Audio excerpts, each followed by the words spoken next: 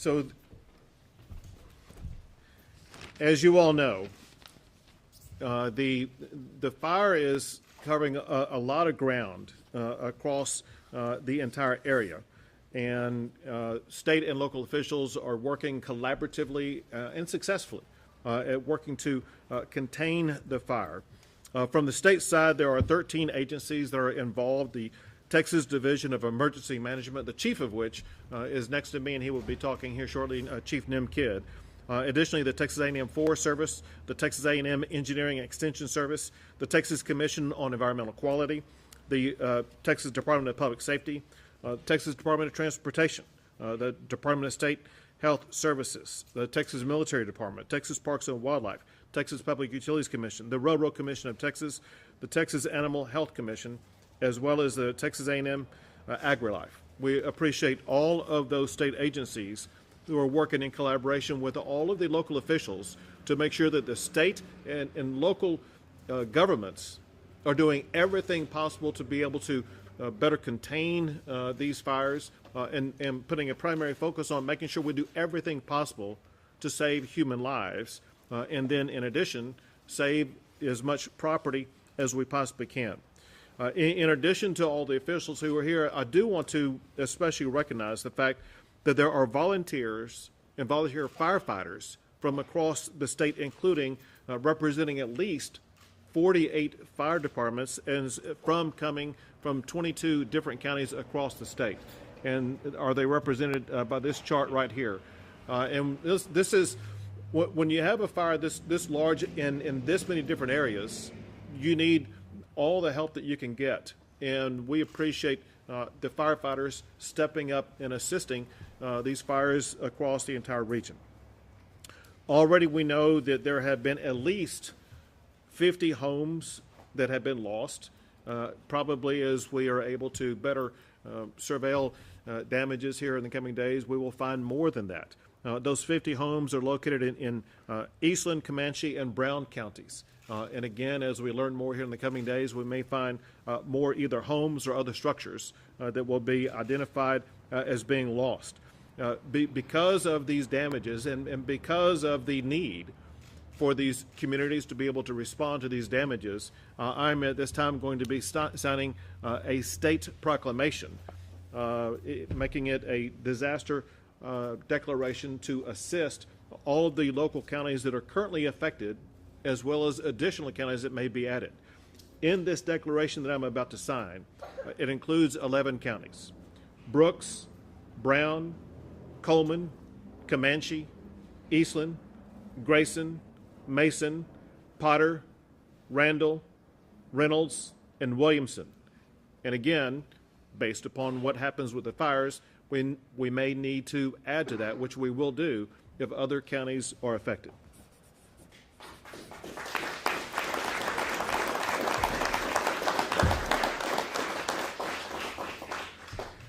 Now, containment is a top priority. The main thing that we gathered from the briefing that we had before coming out here is exactly where the fires are located, which this is a picture of, as well as what is being done in order to achieve containment. And there's multiple strategies that others may go into detail about it, but they are the obvious things, and that is, for one, digging areas that will provide some level of fire break. Fortunately, now we're able to provide aircraft that are able to drop different material. Some could be fire retardants, some could be water, whatever the case may be. It's my understanding that early on that was not possible because of high winds that made it either ineffective or incapable for the planes to be able to fly. Now they are able to do so, and that tool and strategy should remain available, if not increase, here in the coming hours to help be able to combat this fire. As the fire officials will explain to you here shortly, they can tell you exactly what they're doing to contain it. Bottom line is that they are now able to establish effective strategies to begin and to increase the containment. However, we cannot underscore enough that there is danger that remains in the surrounding areas. And one reason for that ongoing danger is in part because of the nature of the ground at this particular time, which is quite dry, but also in part because of the ever-shifting winds. And we need to understand that part of what we're fighting is the fire, and part of what we're fighting is the weather and the winds. But the firefighters understand that. They know ways to be able to deal with that, especially now that they do have some level of containment. Importantly, one thing that we see happen in Texas whenever challenges like this arise is that Texans come together and respond together and help each other. And that's exactly what is needed now. When you consider those who are without a home right now, they need a place to stay. They need care provided to them. And I'm proud that there are shelters that are open, and I want to list them for you so that you'll be able to share them with others who may be losing a location or they may be looking for a location. There are many shelters that are open right now. One is First Baptist at 405 South Seaman here in Eastland. Another is River of Life Church, which is at 1247 East Main in Eastland. Another is the Myrtle Wilkes Community Center at 1498 I-20 in Cisco, Texas. And then another one that's opening up is Gorman Community Center, 118 South Kent in Gorman, Texas. There's also a location where all the volunteer organizations are working together, organizations like the Red Cross, for example. At this location I'm about to tell you about is also where people would go if they are seeking to sign up for relief that they could be able to receive from either the federal government or the state government or local government agencies. And this is found at Siebert Elementary, which is at, I have, what's that address? 100 Little Meadow? 100 Little Maverick Trail in Eastland. So the Siebert Elementary at 100 Little Maverick Trail in Eastland is where those folks are located. Also important when we're dealing with fires in rural areas like this is what's happening to all the animals and all the ranches around the entire area. And so there is a location for that where hay and feed can be obtained, or the resources can be obtained, or people may actually need to deliver animals to this location. It's at the Cattle Exchange at 9009 I-20 in Olden, Texas. And I think that's all I have at this particular time. I do want to express my gratitude once again for all of the officials who are working together, but most importantly, for the people who are standing behind the cameras, the residents and people in the area who've been whose lives have been disrupted, who are working around the clock to save their homes, save their property, save their friends, and put families first and put lives first, which is most important, and then protecting property. At this time, I'd like to call on the Eastland County Judge to share more information about what's going on, and then we'll have others provide additional information. Well, thank you, Governor Abbott, and I very much appreciate you being here today. Thank you, everyone. Thank you for helping us push our message out.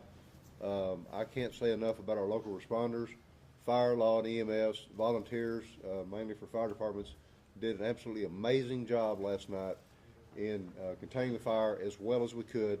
We did lose a lot of Carbon, Texas, as those of you that have been down there have seen. It's devastating. And then the area between Carbon and Gorman looks like it did when I was a kid. It was just all peanut land. The vegetation's gone. It looks like some kind of lunar landscape. It's just an amazing amount of devastation. But because of our first responders calling out and being available and doing what they always do, both local and state, we're able to get a handle on this. If the weather would cooperate, we can get things put out. As Governor Abbott said, we did not have the right kind of wind speed yesterday to get the aircraft up and going. They were out some today helping. What we really need is about a good 6-inch rain, and followed by another good 6-inch rain. But I want to thank everyone for being here today. With that, I'll turn it back over to you, Governor. Thank you very much. Thank you, Judge. And next, I'd like to call up Fire Chief Williamson to tell you more about what's going on from his perspective. First of all, I would just like to say thank you to all the resources the state that came in and helped. Our local resources are taxed, we're fatigued, and we're spread thin. And the state has come in and shored us up, and we just can't thank them enough. I want to take the opportunity to thank Governor Abbott for his display, for his compassion for our community and our area by making a presence here today. One other thing, I'd like to thank the community. The donations and the support is overwhelming, and it doesn't go unnoticed. We thank you so much for that, and it's truly appreciated. So we are working diligently. We have crews out right now to capture the containment, and working to try to prioritize your needs and respond to those areas. So we are listening and trying to be a support to you guys back as you've supported us. One message that I would like to exaggerate and express is that we are not out of danger yet for our high hazard fire risk. So we just ask that the community take real sincere caution in your outdoor activities and practice fire safety and just help us help you by being safe and cautious. Thank you. Thank you, Chief.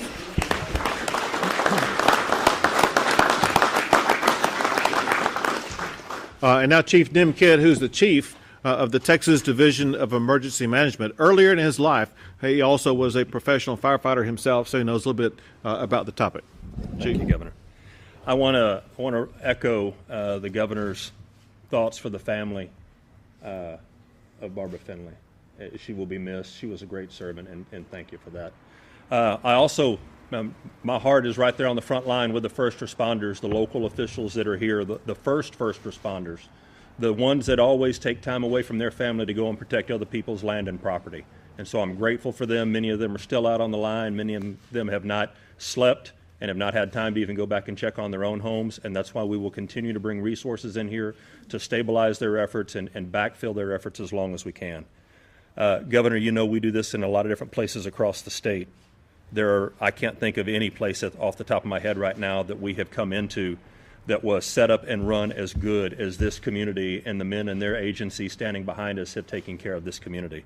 When I got here, they were talking together, they were working together, they had plans together. It wasn't the first time they had ever met. They've done this very well, and my hat's off to them for the work that they've done.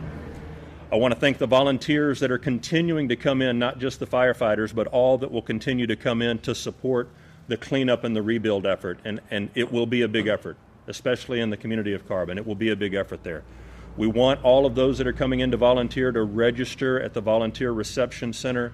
That information will be posted. We don't want spontaneous volunteers coming in, showing up, just working at homes. We want them working with the local community side by side. As the governor mentioned, we have two different types of donations right now. One is for the humans and the families and those that have lost or been impacted. The other is for the livestock. We're going to continue to post that information on our website. We'll ask the city to do the same thing so that there's one place for that to happen. For those that have lost their homes, there is safe shelter tonight. We're working with the Red Cross also for hotel rooms, but there are safe shelters. Nobody should be sleeping in vehicles right now. Everybody should have a safe place to stay. And then I finally want to reiterate Chief Williamson's comments about we are not out of this weather pattern yet. And the last thing we need is a new start on a new fire that pulls firefighters away from the existing resources. So please encourage the community to continue to use caution and be fire wise. Thank you. Thank you very much.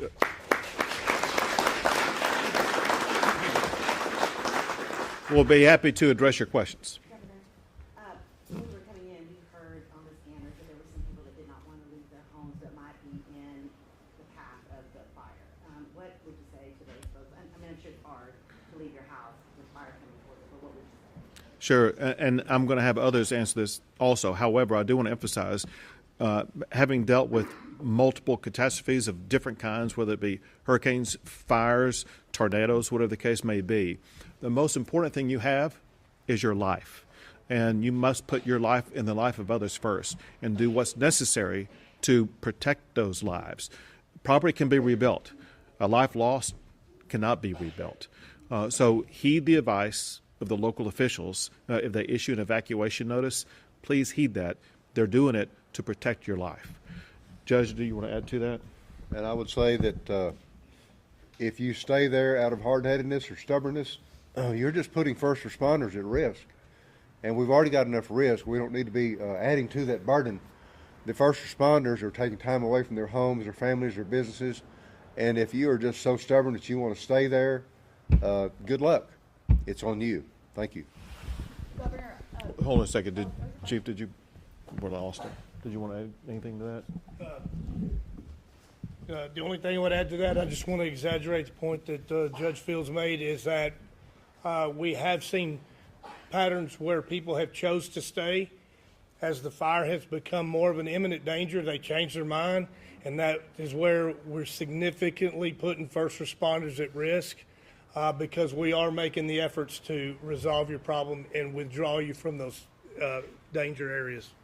So I'll come to you, but let me add this. This is very important. And as we discussed in a meeting before coming out here, there were changes in the winds overnight, and the changes of the winds causes the fire to go in different directions. You don't know where the fire is going to be headed an hour from now or 10 hours from now. And that's why it's so incredibly important for you to continue to keep on top of the information about where the fire is going. And if there's a strong wind behind it, they can move extraordinarily fast, and your home, your neighborhood can be engulfed extremely quickly. We've seen it happen too often, and that's why it's so incredibly important to heed the advice of the local officials. Yes? this fire has turned deadly in Finley. Has anyone else been injured? Are there injuries in this fire? Are people in the hospital? Well, we did have 2 that were evacuated with the ambulance last night. I don't have an update on where they or how they are, but they did come from the city of Carbon. There was a sweep done earlier today through the city of Carbon, and I think, Sheriff, nothing turned up on that sweep. We have not found anything yet. Another sweep's going to be done later with canines, a more intensive sweep. So far, we haven't found anybody else that's missing, besides, of course, Sergeant Finley this morning. And beyond that, we are trying to keep everybody as safe as possible. But I would advise you not to go back into the area down there unless you are a resident of Carbon. Don't go down there. Late last night it was contained at 0%. How critical is that the aviation help today in getting it from 0% late into the night to just, middle of the day today to 10% contained? Sure. So the aviation is extremely critical on large fires in a small region. The state has ground resources that go in and build fire breaks, but without aviation to slow that spread, it takes the time to get around it and see that containment. So having the aviation on the fire today has been extremely critical to not have the growth like we did yesterday across the fire area. Governor, you have many residents who are immigrants in these affected areas. Many of them doesn't have papers. They are worried. I've talked to many of them. They are worried that they're not going to have or they're not going to receive the same help that the other. What can you tell them? And whenever people go to these different locations that are providing assistance, no one asks about any status like that. They're there to help the people who are in need. Next question, Governor. Which densely populated areas right now are in the most danger? That would be most appropriate for these folks to answer. So currently the 2 communities that are at risk would be Rising Star. That is currently threatened. Not directly, we do have forward progress stop, but there is still a risk of that community. The other would be on the Kid Fire. I apologize, I'm dropping the name of the community. Gorman, thank you.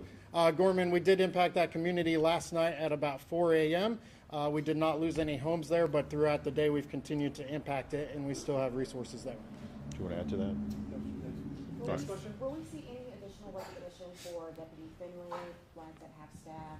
So flags are ordered to fly at half staff already, but there will be additional recognition at the appropriate time. 2 more questions? Governor, how long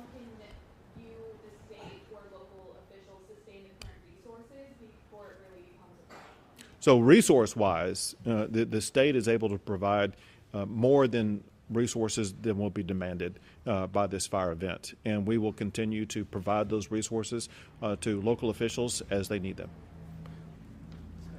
Governor, are you worried about perhaps burning out some of your firefighters? This is the very beginning of fire season, and for the task force, and especially A&M, these firefighters have been out since January, and we're still early on. Come July and the summer, where do you think they're going to be standing in the middle of that key time? Well, one good thing about Texas is because of the size and the mentality of the people in our state, there are so many firefighters and others who are volunteering to step up to aid those who are working 24/7 right now. And we know they have the capability, the professionalism to, on a moment's notice, come to some place like Eastland and make sure that they're going to be protected. One thing that we did discuss in the room before coming out is there was the ground situation that would be such that it would potentially lead to a fire. One thing that would resolve it would be rains that typically come with the springtime. The hope was the spring rains would arrive before the fires did. That did not work out. My point, however, is that there is the anticipation of spring rains coming that should lessen the possibility for future fires, at least in the short term. Great, thank you. Thank you all very much.